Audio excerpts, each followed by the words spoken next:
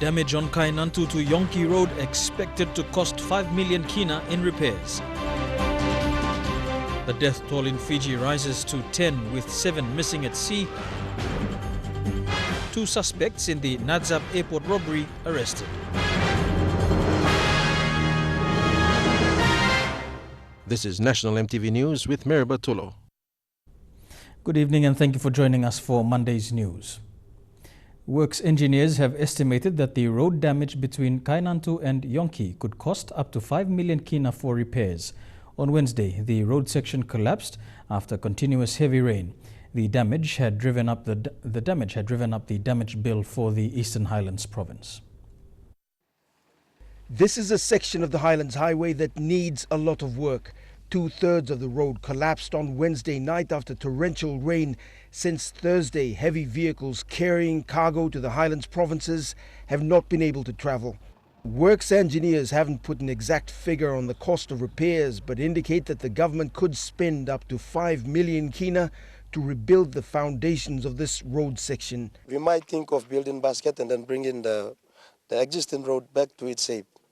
Otherwise, if the government suppose them can pay more land on us, you can move in their side, then I'm all right too.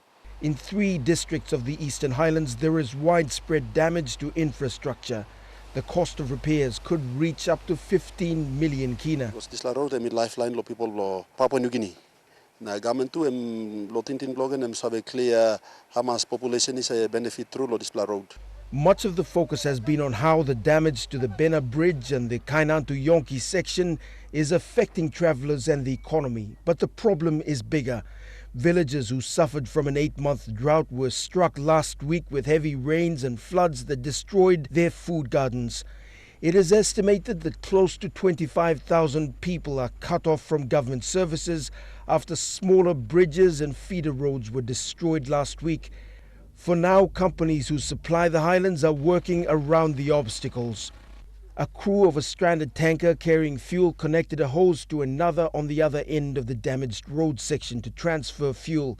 It's slow work but necessary to keep the highlands economy going. The Eastern Highlands case shouldn't be seen in isolation. In Simbu, the bodies of people buried in landslides 2 weeks ago were recovered last week. Simbu also faces similar infrastructure challenges as the Eastern Highlands. In Madang, roads and bridges damaged by floods still haven't been fixed. And in the Oro province, the provincial government is still waiting for funds to fix their damaged roads and bridges. Scott Waide, National EMTV News, Leh. Meanwhile, in Bulolo, floodwaters have inundated food gardens and houses after days of heavy rain. The inland district has now resorted to using canoes to ferry people from their houses to the main roads. School children have also been affected by the floods. These pictures supplied by an EMTV Me reporter based in Bulolo.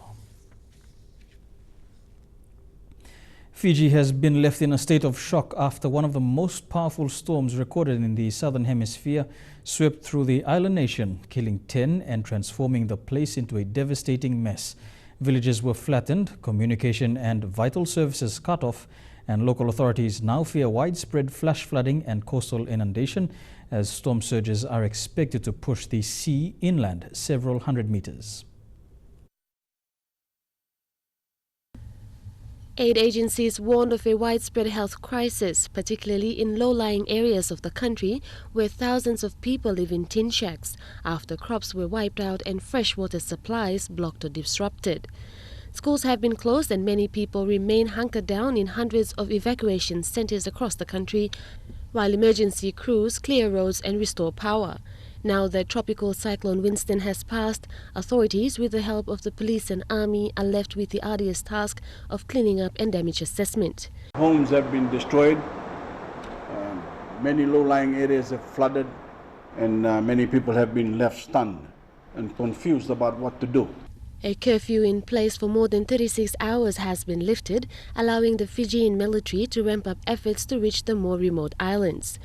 We'll be placed on reconnecting our Eastern Division to our national grid so we can urgently assess and address the damage in our maritime regions. The 10 confirmed fatalities were all along the western coast and were caused mainly by airborne debris and drowning in storm surges. There were also fears for 7 fishermen believed to be missing at sea. Power lines have gone down all over the country, and roofing iron, glass, live electric wires, and other hazardous materials pose serious threats to public safety. We are working hard to make your streets and communities secure once again, but that will take time. The Australian and New Zealand governments authorised distribution of emergency aid supplies held in the Fijian capital of Suva, which narrowly escaped the brunt of the Category 5 storm. The high level of preparation by the Fijian government is said to have helped keep the death toll low. Kina, EMTV World News. Military personnel from the Asia-Pacific region are undergoing a week-long multinational communication workshop hosted by the PNG Defence Force in Port Moresby. The disaster risk management training is conducted by a team of military experts from the US Army. This is part of preparations towards the Pacific Endeavour military exercise scheduled for September in Australia. It is the first time PNG has hosted an event under this program, and we hope that you not only find the workshop useful and informative, but also use it as an opportunity to strengthen your network. Of the 24 military personnel from the Indo-Asia Pacific region, only 18 arrived in the country. The rest are said to have arrived in the week. A few attended this event in civilian clothes because of the delay in offloading of their luggage. Among them were this Papua New Guinean Defence Force and Navy personnel. PNGDF Commander Brigadier General Gilbert Toropo this morning welcomed these participants. This first of its kind week-long event hosted by the PNGDF is headed by US Pacific Command Commander Paul Salveski, who is also the workshop director. Its underlying purpose is to support interoperability in HADR activities, events which all of us here are only too familiar with in our own countries and in the region at large. This workshop is the pre-planning part leading up to the biggest Pacific Endeavour military exercise scheduled in Australia in September. Presentations were made on slideshows and information guide module on how to respond to disaster events and help manage disaster impacts in the Indo-Asia Pacific region. The ones in recent history in 2013, when the Typhoon Yolanda Haiyan hit the Philippines, we were involved there with the government of the Philippines and the armed forces of the Philippines. Also, Pacific Endeavour 2014, when we were in Kathmandu, Nepal in August 2014, we did the earthquake scenario there, which was of utmost importance because just a few months later, Nepal, the Kathmandu earthquake in Nepal in 2015 occurred. The next phases of this workshop will be held in Hawaii, followed by Mongolia. On behalf of the United States Pacific Command Commander, Admiral Harris, along with my J6, Admiral Crichton, and all the people in the United States Pacific Command, I wish to thank the Papua New Guinea Defense Force for hosting this workshop. It is a delight to be here in your home country. This is my first time here, and I'm very impressed by the people and the country. Eric Arupma, National EMTV News. 2 suspects allegedly involved in an armed robbery at Nadzab airport 2 weeks ago are now in police custody. The 2 were believed to have stolen 150,000 Kina from Wasu Secondary School principal Philip Lupan. Morobe Provincial Police Commander Augustine Wampe confirmed that 2 suspects are in police custody. However, he is yet to receive a full report on the investigations. Wampe said the circumstances surrounding the robbery are very suspicious. Provincial Police Commander Augustine Wampe said police are working to recover the police firearm and the 150,000 Kina that were stolen during the robbery. Wampe said the circumstances surrounding the robbery are suspicious. He questioned why there was only 1 police officer escorting the principal who had the large sum of money. 2 weeks ago, the principal flew in from Wasu.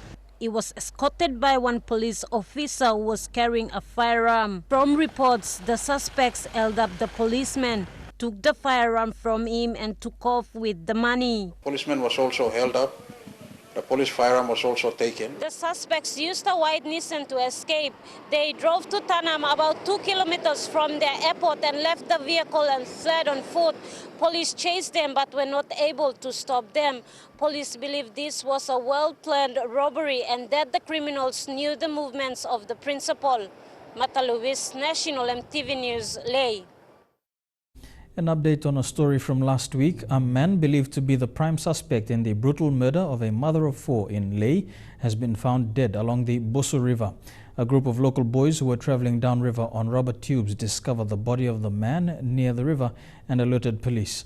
For the last 2 weeks, he had been on the run from police and community leaders after being identified as the main suspect in the murder of a woman who lived in Bukobadik village outside of Ley.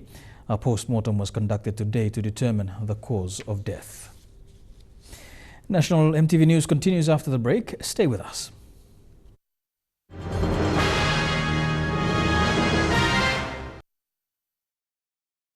Welcome back to the news.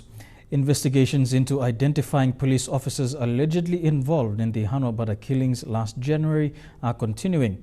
Last week, National Capital District Metropolitan Superintendent Benjamin Turi suspended an entire unit in the NCD command in relation to the killings.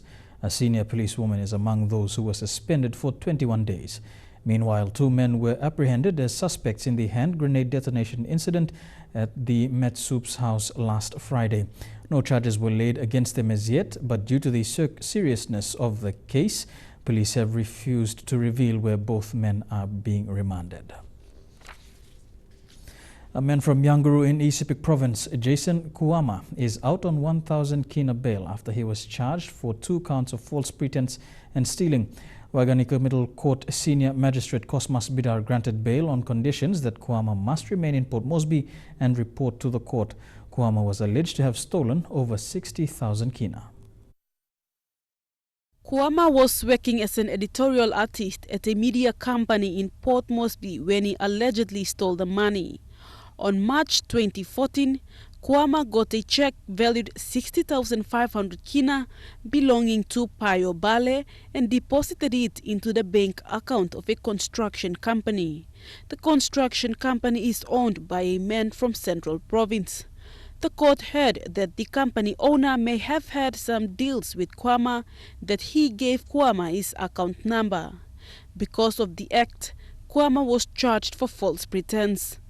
After the check was deposited, Kuama got all the money and was alleged to have used it. The court also charged him for stealing.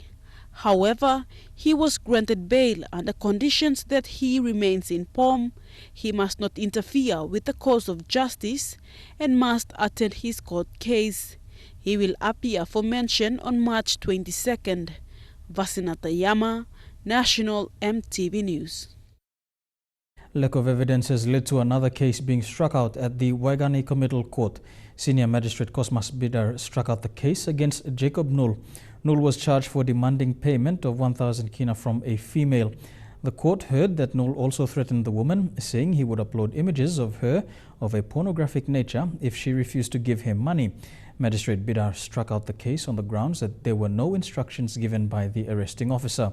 No files have been served against the defendant, and there was no evidence to substantiate the allegations.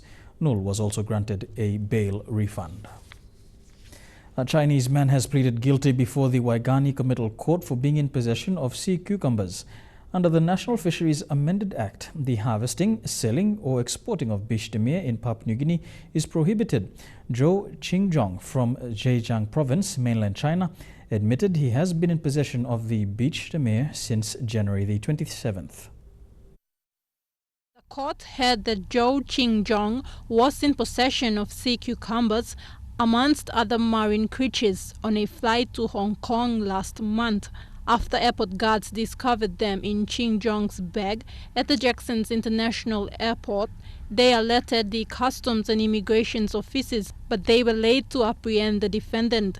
Yesterday, Qingjong was arrested on arrival from China and appeared in court this afternoon with an English translator. Senior Magistrate Cosmos Bidar explained to Ching Jong that there was a ban on harvesting, selling or exporting sea cucumbers in PNG, and anyone found guilty for the offence will be fined a maximum sum of 100,000 Kina or imprisoned for 6 months. Ching Jong told the court through his translator that he was not aware of the ban at the time the offence was committed. However, he admitted to committing the offence and asked the courts for forgiveness.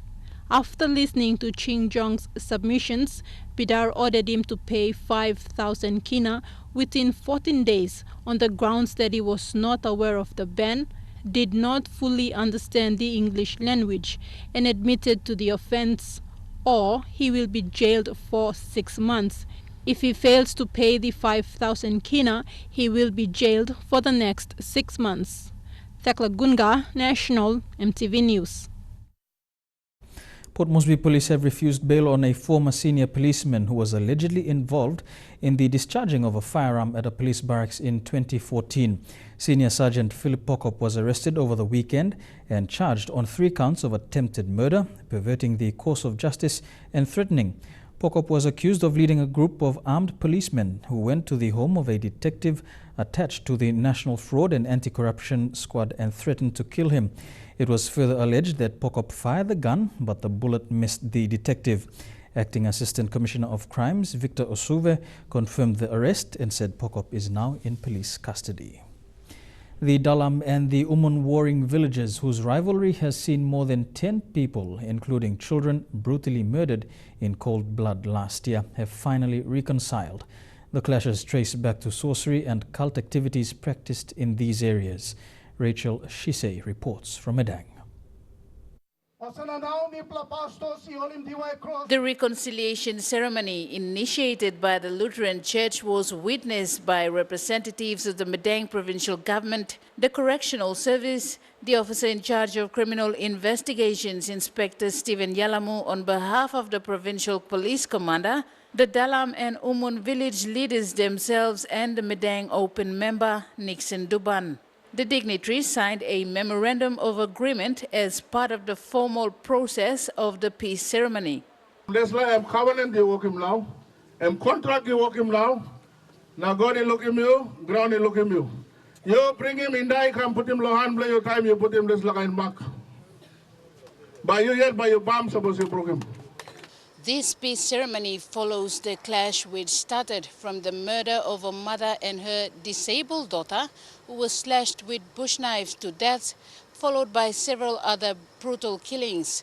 The ceremony took place at the very place where it all started, where the mother and the daughter, along with other family members, were attacked and killed in and around their home. The officer in charge of criminal investigations, Inspector Stephen Yalamu, himself was investigating this cult-instigated case, but wasn't able to establish the full force of law and order because the killings continued and most of those who were killed were the suspects. Mi sanap long start no problem, na mi come up long reconciliation. Na mi amas long leaders, especially church. The villagers exchanged food items as a traditional peace expression. In the process, the Medang MP Nixon Duban gave 2 cows, 1 for each of the 2 villages, and a 10,000 Kina in cash, which he termed as donations because they were not from the government's money. Rachel Shise, National MTV News, Medang. Landowners of the PNG LNG project have described the Department of Petroleum and Energy as a laughingstock. When addressing the state and landowners meeting in Port Moresby today, many voiced their concerns about the conduct of officers from the department, arguing that the department was in dire need of an overhaul. Libe Parandali, representing PDL1 landowners, said the conduct of officials from the department left a lot to be desired, with many landowners frustrated at being ridiculed and reduced to being called conmen. The forum, which saw a huge turnout, was the first engagement with landowners by new Petroleum and Energy Minister Ben Maika. Particular department that regulates, the very regulator of the industry, is a laughing stock. You're not making me was a conman, a convery law, What must be now Konya? Wajani is a fake ghost. I only hope, the only place where people are going over them, Konya. One reason department is that, another reason is along the streets here, and Sabramagosa stuff. Now, because Hangrata is in Magona Tage. First and foremost, Department of Petroleum and Energy, giving more power, more money, more resources. The aim of this meeting is that when we finish, I am harmed. You will giving me bullet. Huh? You will giving me spear long Prime Minister and Cabinet, and government, and Parliament, now company, and military addressing. Outstanding. Huh? For the last 10 years, Water PNG has been supplying water to Mount Hagen City without a reservoir. The reservoir has not been used due to landowner conflicts, forcing the service provider to supply water to its 3,000 customers under difficult circumstances. Mount Hagen Water PNG branch manager Eliud Mayarom said this is the main reason behind Mount Hagen not having water at times. He said the option to build new reservoirs could cost the state millions of Kina. The water supply system now in use was built in the 1980s, and to have new tanks would mean making adjustments to the current system, which would cost money and time. And now a look at the finance news. The Kina closed 5 points lower at $0.3290 US in the interbank market. At Bank South Pacific, your Kina was buying $0.3215 US, $0.4467 Australian dollars, 0.2860 euro and 35.94 Japanese yen. Looking at commodity prices at New York close, coffee and copra closed higher, while gold and cocoa closed the day lower. Palm oil closed lower, while crude oil and copper closed the day higher. And on the stock markets, the Dow Jones closed at 21.44 points lower, the ASX closed at 52 points higher, and the All Ordinaries closed 52 points higher. You're watching National EMTV News. More local and international news after the break. Stay tuned.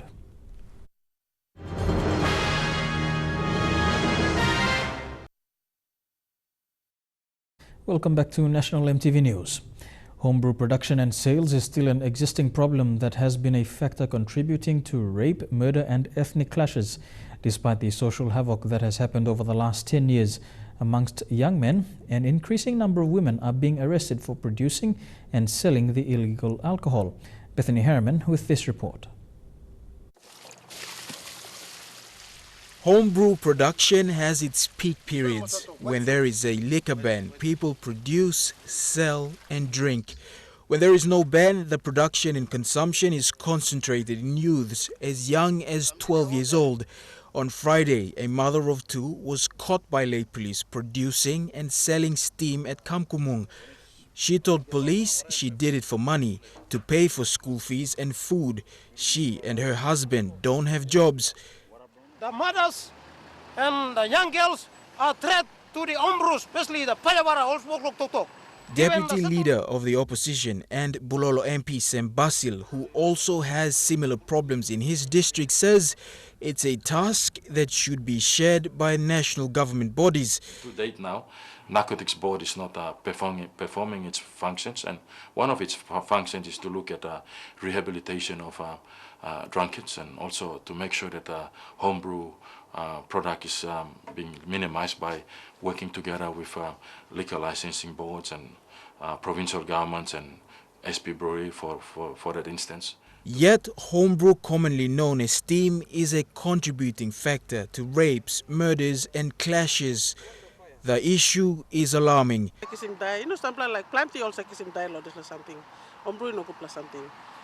Last week in Ley, a mother of four was raped and killed by men allegedly high on steam and marijuana. I can only speak on the experiences that I have in my district. Normally when we have problems, liquor ban is called into place by the Provincial Liquor Board through the advice from the Governor's Office or from the request of the district. Once a liquor ban is applied, we have a lot of issues on homebrews and also illegal drugs like marijuana and others. The problem brings into perspective unemployment and the desperation for an income to survive. It also brings into account the danger to to the lives of those who live outside of Lae, where the production and consumption happens. Bethany Harriman, National EMTV News, Lae. Turning overseas now, and a fire destroyed an empty refugee shelter in a German town yesterday, meant to house migrants from early March. The fire broke out in the town of Botzen in Saxony State at around 3:30 a.m. local time. Around 70 firefighters rushed to the scene and prevented the flames from damaging nearby buildings. There were onlookers who applauded the fire, while 2 young men were arrested for obstructing the work of police and the fire brigade. During the firefighting operations, there were several onlookers, some of them quite young and drunk.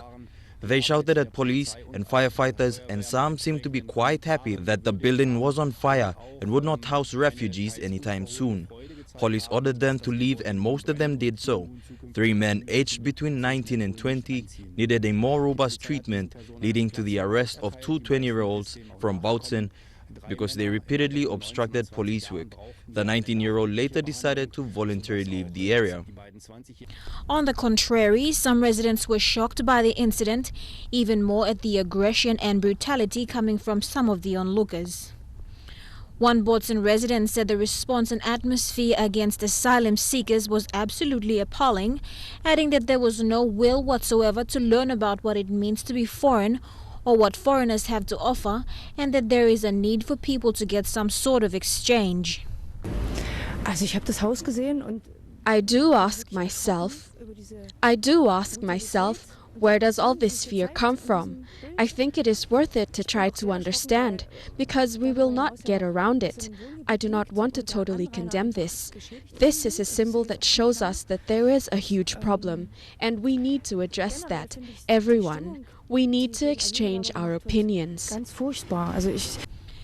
Police suspect arson as the cause of the fire, but investigations are ongoing. The former hotel had been refurbished to house up to 300 refugees and was scheduled to open in March. The incident came merely 2 days after a mob of around 100 people blocked refugees from moving into their shelter in Klodsnitz village. Video footage of the protest showing crying refugee children and demonstrators chanting "We are the people" and "Go home" was widely spread on social media platforms in Germany. Lorraine Gabina, EMTV World News. Australia has said a baby girl facing repatriation to an offshore immigration detention camp would instead go to an onshore facility, easing tension that peaked in a blockade outside a hospital where she is a patient. Doctors at the Lady Kainantu Children's Hospital in Brisbane refused to release the 1-year-old girl after her treatment for serious burns, adding pressure on the government over its tough asylum seeker policy. The number of asylum seekers trying to reach Australia is small in comparison with those arriving in Europe, but border security is a hot political issue in Australia, which is scheduled to hold a national election later in the year. Federal Immigration Minister Peter Dutton says the infant, known only as baby Asher, will shortly be released into community detention, which allows free movement in Brisbane. However, the family could still be returned to a camp on the tiny South Pacific island of Nauru if they were found as not genuine refugees. Asher was brought last month from the Nauru Centre to Brisbane for hospital treatment. The facility, which houses more than 500 people, has been widely criticised for harsh conditions and reports of systemic child abuse. Advice I've received is that the doctors from the hospital have said that the baby's treatment has now concluded and that they would be happy for the baby to go out into community detention. So we are proposing that baby Asher will come from Lady Salento and will go into community detention, as have, as I say, the 83 others who are living in the community who are in Australia for medical assistance and their family members who are here to support those for medical assistance. The High Court recently rejected a legal test case that challenged Australia's right to deport 267 refugee children and their families who had been brought to Australia from Nauru for medical treatment. But at some point, if people have matters finalised in Australia, then they will be returning to Nauru. And that's exactly the same treatment that we've applied equally. And I also think it's an important message to send to those people with children who are living on Nauru at the moment, that there is a continuation of the government's policy. Of sending asylum seekers who attempt to reach the country by boat to camps on Nauru or on Manus Island in Papua New Guinea. They are not offered resettlement in Australia. The government insists the policies are necessary to stop the drowning of asylum seekers, as people smugglers use unseaworthy vessels to ship them from Indonesia to Australia. Vanessa Knight, MTV World News. You're watching National MTV News. Trukai Sports is up next. We have an interesting lineup ahead. Stay tuned.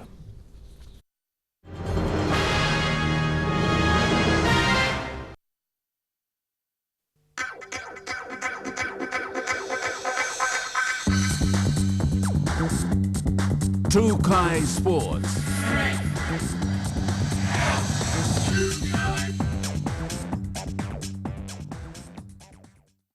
Welcome to Trukai Sports. A rematch has been ordered for this Saturday for the Western Highlands Coca-Cola Ipatas Cup Grand Final between CGE Original Owls and City Tigers at Rabiamul Field. The Grand Final, played at Bunning Field in Jawaka over the weekend, ended in a draw. Both teams proved tough with strong defence despite muddy playing conditions. The two teams were from the Hagen Urban, while other teams were from surrounding districts. The Highlands Leg CCIC Chairman, James Meninga, thanked the sponsors, supporters and all 8 teams for participating in the Coca-Cola Ipatas Cup. The SPPNG Hunters remain without a permanent home 2 weeks out from the start of the new Queensland Cup Rugby League season. After 2 years in Kokopo, the Hunters shifted their home base to Port Moresby, and the PNG RFL is still in discussion with the managers of Sir John Guy's Stadium and the National Football Stadium on which stadium to make the Hunters home. Last season they played 2 matches at Sir John Guy's Stadium. They also drew the crowds for a pre-season clash against the Penrith Panthers at the new National Football Stadium earlier this month. Both are being considered as the Hunters' permanent base for 2016, but PNG RFL Chairman Sandy Saka said 4 weeks out from their first home match, nothing has been decided yet. The good thing about this year, although we haven't made a decision on which stadium we're playing in yet, both the NFS and Hubert Maris Sir John Guy Stadium actually provide us the choice, something that we, luxury of choice, something that we didn't have 2-3 years ago. We're in negotiations with both stadiums, but both stadiums are world-class facilities, and the one that the team moves into will provide excellent atmosphere, not just for the team, but for the visitors and the supporters that come up to support our SP Hunters team this year. In this year's Q Cup, the Hunters will play 11 games in Port Moresby. Whether it be John Guy's or the National Football Stadium, they've got the same capacity of 15,000. Final discussions are probably expected to be made with the Hunters' new home to be announced at the end of the week. The PNG Hunters begin their campaign away to the South Logan Magpies next month. Elijah Lavette, National MTV Sports. To football, and FIFA Chief Medical Officer Yerzy Woszak has stated that Papua New Guinea is well prepared to host the World Cup. Professor Woszak spent 5 days in Port Moresby assessing the medical facilities available and is satisfied with the current setup that will be provided during the FIFA Under-20 Women's World Cup. Woszak was brought in urgently by FIFA to Papua New Guinea due to his extensive experience in World Cups. And while he began by saying that a lot of negative reports had been given about medical facilities, he stated he was very happy about the current setup shown. So they asked me to come and watch. So I spent the past 5 days in Papua New Guinea. And just to take it straight forward, I'm very happy that I came. And I can make a very clear statement. What I have seen, PNG and Port Moresby is well prepared for the World Cup. Having had over 2 decades of experience with World Cup competitions, Woszak has said that upon his return to FIFA headquarters, only positive messages will be given for Papua New Guinea's preparation. So when I return to Zurich, I will give positive message about the medical facilities. Definitely Port Moresby and PNG is ready to host and take care for the players, the under-20 women, and also for the FIFA delegation. So I am very happy about that. Statistically, the rate of major injuries in World Cups have been very, very low due to preventive programs that have been put in place. And Woszak believes that with proper preparatory mechanisms in place, the medical team during the World Cup will be able to perform at international standards. The medical facilities are state-of-the-art, with the selection of the doctors, including the General Medical Coordinator, Dr. Candino, is excellent. They have a good track record of the professionalism. And also the 2 hospitals we will allocate as accredited clinic for the World Cup are excellent. The importance of Professor Vorshak's presence comes at a crucial stage. In recent days, the PNG government had come under fire over the apparent lack of readiness in Stadia in the nation's capital. And the comments made are suggestive that PNG's hosting of the World Cup is still way on track. Jeremy Moggy, National, EMTV Sports. And the full interview can be seen on this Wednesday's episode of Football First at 8:30 p.m. with Jeremy Moggy and Marco Venditti. Now don't go anywhere. Trukai Sports continues after the break.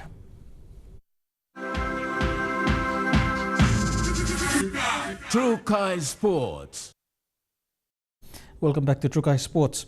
Australian media has been abuzz regarding the possible return of star halfback Will Genia to the national Australian side. Despite an emotional send-off at the 2015 Rugby World Cup, Will Genia has confirmed he will be returning to Test rugby should Wallabies coach Michael Chika need assistance at the halves. At 28 years of age, Papua New Guinean-born Will Genia has 66 Test caps to his name, a Super Rugby Championship title, and 2 Rugby World Cup appearances. Passing the 60 Test rule under World Rugby and the ARU, Genia told MTV, amidst the speculation on a possible return to the green and gold jersey, he is up for selection. And although this means recommitting to national duties, it doesn't mean an early exit from French club Stade Francais. Coach Michael Chika told several media outlets in Australia he had been in close communication with Genia regarding his return to help the side during the Bledisloe Cup later this year. Genia, however, is currently carrying an injury which he sustained during the 2015 Rugby World Cup semi-finals. While he will return to the green and gold duties, Genia's former club in Super Rugby, the Queensland Reds, have arguably lost their form with the departure of captain James Orwell, as well as Quade Cooper. The Reds, however, have Carmichael Hunt and the longtime forwards Greg Holmes, James Slipper and Rob Simmons to lead the handful of young men who are set to make their debut into Super Rugby this weekend in Sydney against the Waratahs. Jeremy Moggy, National, EMTV Sports. Following the recent partnership announcement between the Export Lager brand and PNG RFU, there will be an Export Rugby Championship later this year. 12 provincial teams will be taking part in the Export Rugby Championships. The Export Rugby Championship will see the teams compete in 3 different conferences: Northern, Southern and New Guinea Islands. PNG Rugby Football Union General Manager Frank Genia said the competition will be similar to the current one in place, but using a different format. Previously, PNG RFU had in place a similar competition under a different format. However, the new objective under this new format is to ensure that there's inclusivity, focusing primarily on provincial as opposed to regional. Each of the teams competing in the conferences will be playing for a spot in the finals using a round-robin format with all matches to be played in one location. The Southern Conference, where we will see the Capital Rugby Boromas, the Capital Rugby Guys, the Daru Stingrays, and the combined provincial team of Central, Daru and Oro, which will be called the Barbarians. The Northern Conference will see the Morabea Hammerheads, the Morabea Tiger Sharks, Eastern Highlands Killer Tours, and the Madang Mad Gowns. And finally, in the New Guinea Islands Conference, we'll see the East New Britain Kayas, the West New Britain Rebels, New Ireland Drongos, and finally, the autonomous region of Bougainville Black Orchids. Port Moresby will play host to the Southern Region Conference, Rabaul for the New Guinea Islands, and Lae for the Northern Conference. Dion Kombang, National, EMTV Sports. Chelsea Football Club thrashed a second-string Manchester City 5-1 in a one-sided FA Cup 5th round tie at Stamford Bridge in England over the weekend. Interim manager Gus Hiddink closed in on a repeat of his 2009 achievement for Chelsea. Goals from Diego Costa, Willian, Gary Cahill, Eden Hazard and Bertrand Traore underlined Chelsea's superiority against a much-changed City side that were level at the interval after David Fopala scored an equalizer against the run of play. Diego Costa opens the scoring with a diving header after assist by Eden Hazard in the 35th minute. David Faupala leveled the scores at 1-1 with shot deflected by Caesar in the 37th minute. With champions Chelsea mid-table in the Premier League, the FA Cup represents their only chance of domestic honours this season. Although they are still in the Champions League last 16, having lost the first leg to Paris Saint-Germain in midweek. Willian puts Chelsea back ahead with a shot low into the corner after assist by Hazard in the 48th minute. Dutchman Hiddink, who replaced the sacked Jose Mourinho in December, won the FA Cup in his last game in charge of Chelsea 7 years ago, having similarly been put in charge on a temporary basis in the wake of Luis Filippo Scolari's dismissal. Gary Cahill volleys home from inside the penalty area when City failed to clear a corner in 53-minute mark. Eden Hazard curls in a free kick to put Chelsea 5-1 to seal the victory. Shane Soroya, National EMTV Sports. Russian winter swimmers have found a new way to build their stamina and concentration by playing chess in icy cold water. In a lake in Russia's Ural mountain region, swimmers plunged into water of around 5 degrees Celsius for a chess game that tests their mental and physical strengths. Winter swimmer Dennis said the benefit of this is that you get to work on your physical and mental stamina. We try to see how our body is prepared to withstand any obstacles that life brings on. One can even work out a technique to enable one to stay in the water for longer. This is a big benefit of chess. When you get in, you face a certain fear barrier, but once you get past it, you just test your tolerance and stamina. Speed was a key factor for success in an icy water chess game, the players said, as the sub-zero temperature encouraged them to make the next move within seconds. Each game lasted about 10 minutes. Winter swimmer and chess player Vasily explained that the idea to hold chess games in icy water was not exactly an innovation. The idea for this competition came very much out of nowhere. We found some files on winter swimmers who played chess in Soviet times. We had it on our minds for a bit. Someone voiced it, we supported the idea and decided to start playing. The one of icy water chess tournament was held in Lake Chatash. The swimmers said they hope to hold similar events in the future. Elijah Levet, National EMTV Sports. And that ends Trukai Sports. The weather details for the next 24 hours when we come back. Trukai Sports.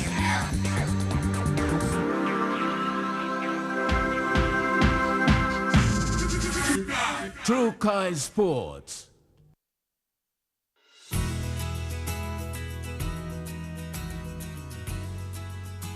Taking a look at the weather forecast for the next 24 hours in the southern region. Port Moresby, Daru, Kerma, Alotau and Popondetta, fine weather. In the Momasa region, fine weather expected as well in all the major centers. Lorengau, Kavieng, Kokopo, Rabaul, Kimbe and Buka, you can also expect fine weather.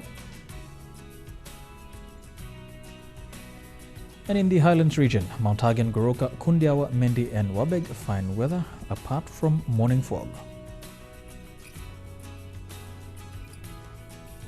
To a look at the forecast for small ships for the next 24 hours, waters of southern PNG Indonesian border through Torres Strait and Daru to Kiwai Island to Kerma, Yule Island, Hood Point, Samurai Island with waters of Samurai Island to Cape Vogel, Finchafen, waters of Finchafen through Vitia Strait to Long Island, including Siasi Island, Dampier Strait, with waters of Manus and its western group of islands and waters of New Ireland to East and West New Britain, seas 0.5 to 1.3 meters. Waters of East and Western Milne Bay Islands and with waters of Long Island to Medang, Bogia, Wewak to Vanimo and northern PNG Indonesian border, seas 0.5 to 1.5 meters.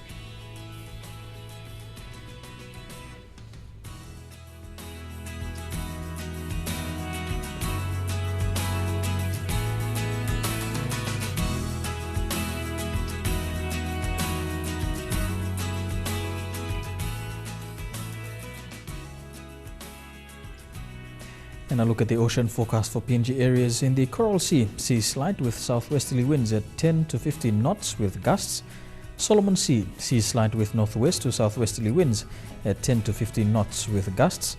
Bismarck Sea, seas slight with northwesterly winds at 10 to 15 knots with gusts. And the Pacific Ocean, seas slight to moderate with northwesterly winds at 10 to 20 knots with gusts. Before we go, recapping our top stories for tonight. Damage on Kainantu to Yonki Road expected to cost 5 million Kina in repairs. The death toll in Fiji rises to 10 with 7 missing at sea, and 2 suspects in the Nadzab airport robbery arrested. And that has been the news, sports and weather for tonight, the 22nd of February 2016. On behalf of the EMTV News team, I'm Mary Batulo. Pleasant viewing. Good night.